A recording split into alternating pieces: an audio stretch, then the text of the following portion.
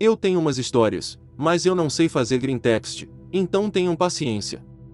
Essas histórias aconteceram na casa da minha avó, que eu e minha família sabemos bem que é assombrada. A gente já viu um monte de coisa bizarra lá. A casa é estranha também. Você entra nela no segundo andar, que consiste em uma sala de estar, sala de jantar, e a cozinha. Do lado da cozinha tem umas escadas que levam até os quartos, e outras escadas que descem pro jardim, para um lugar onde abatemos animais, e mais um quarto e banheiro. A maioria dessas histórias tem a ver com meu pai, e as coisas que vêm acontecendo com ele desde a infância. Para começar, quando era tarde da noite, quando ele olhava para as escadas que desciam pro jardim, ele costumava ver uma mulher olhando de volta para ele. Não dava medo nem nada, mas era meio inquietante. Ele dormia no quarto de baixo, e muitas vezes ele tinha que lidar com o que ele descreve como eu muerto sentado em cima de ti, ou morto sentando em você. É basicamente um tipo de paralisia do sono, onde a tal mulher sentava no peito dele e assim ele não conseguia levantar. Essa mulher é só uma das entidades que nós vimos pela casa. A próxima entidade é a mais sinistra, e é a principal causa da assombração da casa, e até eu tive umas experiências com ela. A melhor maneira de eu descrever essa coisa é explicando um sonho que meu pai teve quando era moleque. Ele estava dormindo no quarto dele, e sonhou que estava lá fora, do lado de um pé de limão que tinha no jardim. E uma silhueta branca estava falando com ele. Ela disse que tinha um tesouro enterrado debaixo da árvore, mas que ele não vai deixar eles pegarem.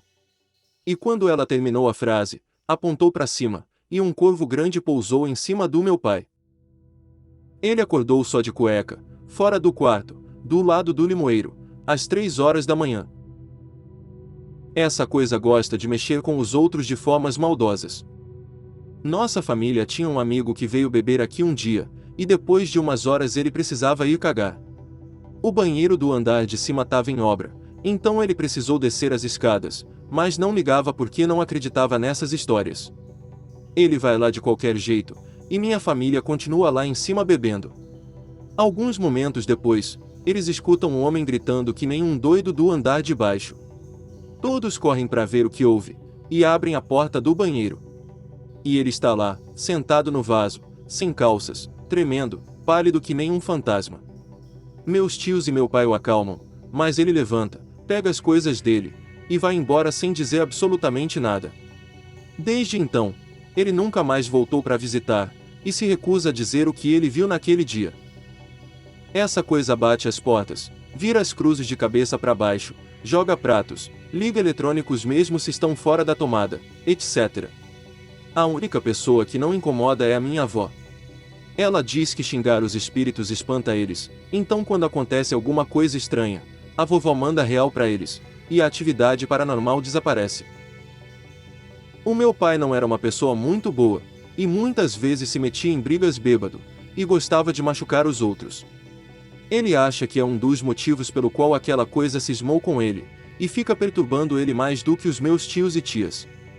Teve uma vez que um cachorro preto ficava seguindo ele toda vez que saía de casa, saía da escola, ia para festas, etc. Um dia ele ficou de saco cheio do cachorro e tentou jogar pedras nele, mas elas só atravessaram o bicho, como se ele não estivesse lá. Eventualmente, após diversos sustos com essa coisa, minha avó chamou um padre para vir abençoar a casa.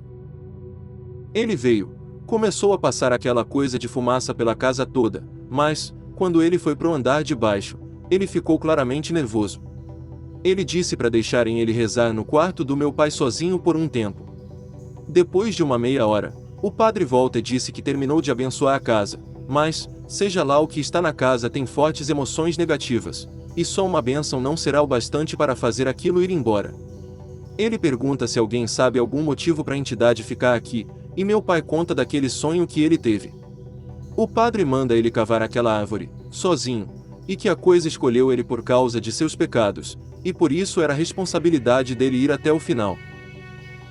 Até hoje, meu pai não cavou porque tem medo de que, seja lá o que for aquilo, pode estar tentando enganar ele.